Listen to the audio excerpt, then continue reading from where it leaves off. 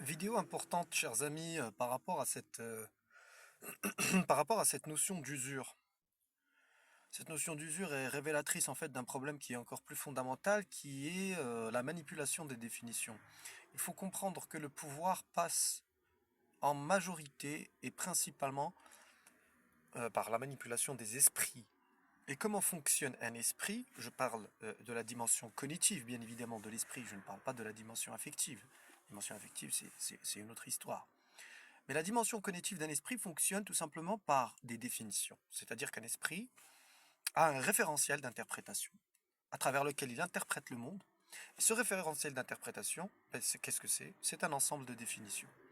Lorsque le pouvoir parvient à implanter dans les esprits un certain nombre de définitions, c'est en réalité une vision du monde qu'il implante donc dans l'esprit des gens.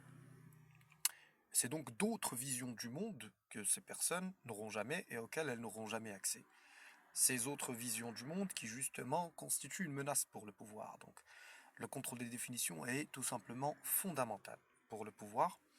Et on rencontre ça et là un certain nombre de notions qui ont des définitions qu'on considère comme des définitions qui sont évidentes, qui coulent de source. Déjà, il faut comprendre qu'il n'y a aucune définition qui est évidente et qui coule de source. Ça n'existe pas. Une définition est toujours relative. Ça veut dire qu'une définition a toujours une définition alternative à elle. Elle a toujours une définition qui est plus précise, qui est plus exacte, selon un certain contexte, ou alors il y a des définitions qui sont plus fondamentales, c'est-à-dire qu'elles englobent des pans de la réalité qui sont supérieurs. Et il y a une dialectique qui se produit entre les définitions, une dialectique qui s'incarne dans l'action, puisque les définitions permettent d'avoir une vision du monde qui elle-même permet de prendre des décisions qui sont des actions, et on retrouve un petit peu le schéma darwiniste qui va venir sélectionner certaines définitions par rapport à d'autres. Sans vouloir digresser, il y a donc un certain nombre de notions qui ont des définitions qui sont totalement stupides, et parmi ces notions, il y a la notion d'usure. Depuis X temps que je suis à droite à gauche les médias et ce qui se dit, etc., etc. La définition qui est la plus utilisée de l'usure, c'est le prêt à intérêt. C'est faux, c'est tout simplement faux. Le prêt à intérêt n'est pas en soi une pratique usurière, c'est un service, c'est-à-dire que je dispose d'un bien, je dispose d'un montant d'argent réel. Quand je te le prête, je m'en prive pendant cette période de temps. Et pendant cette période de temps, toi, tu en disposes. Ça veut dire que tu peux l'utiliser pour tout simplement satisfaire tes intérêts. Et eh bien, tout ça, c'est un service que je t'ai rendu. Et donc, il est tout à fait normal que je sois rémunéré par rapport à ce service. Donc, c'est un service, c'est pas de l'usure. D'accord? Et donc, la question se pose, chers amis, qu'est-ce que l'usure? Question très importante. Eh bien, l'usure, c'est quand je te prête quelque chose que je ne possède pas. Ça peut paraître contre-intuitif. Comment est-ce que je vais prêter à quelqu'un quelque chose que je ne possède pas? Eh bien, tout simplement, non pas en te prêtant la chose en elle-même, mais en te prêtant le symbole qui est associé à cette chose et qui indique l'existence de cette chose. Et là, j'en viens à l'argent.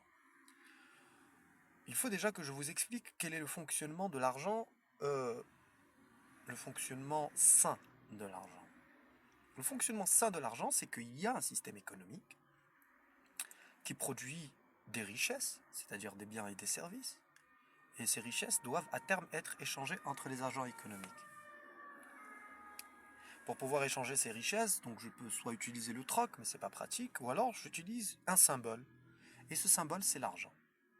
Le problème avec l'argent, c'est qu'il dépend d'un tiers de confiance, c'est-à-dire qu'il n'y a qu'une seule institution qui est habilitée à battre monnaie. Donc lorsque j'ai de l'argent en circulation, cet argent n'indique pas l'existence de la richesse équivalente, parce que c'est la richesse qui donne sa valeur à la monnaie. C'est parce que j'ai produit une voiture que l'argent que j'aurai produit ensuite pour pouvoir échanger cette voiture a de la valeur. La valeur de cet argent revient à la valeur de la voiture. Donc c'est très important. Et lorsqu'il y a un symbole, il y a une dissociation entre la valeur et la chose, et je suis obligé de me fier à un tiers de confiance qui me garantit que la valeur de l'argent dispose d'un équivalent en richesse réelle. Et ce tiers de confiance, il lui arrive quelquefois tout simplement de mentir. Comment il ment? Tout simplement en produisant de l'argent alors qu'il n'y a aucune richesse qui lui donne sa valeur.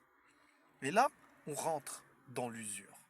Là, on rentre dans la spoliation, dans, euh, on rentre dans la prise d'otage de la vie des gens,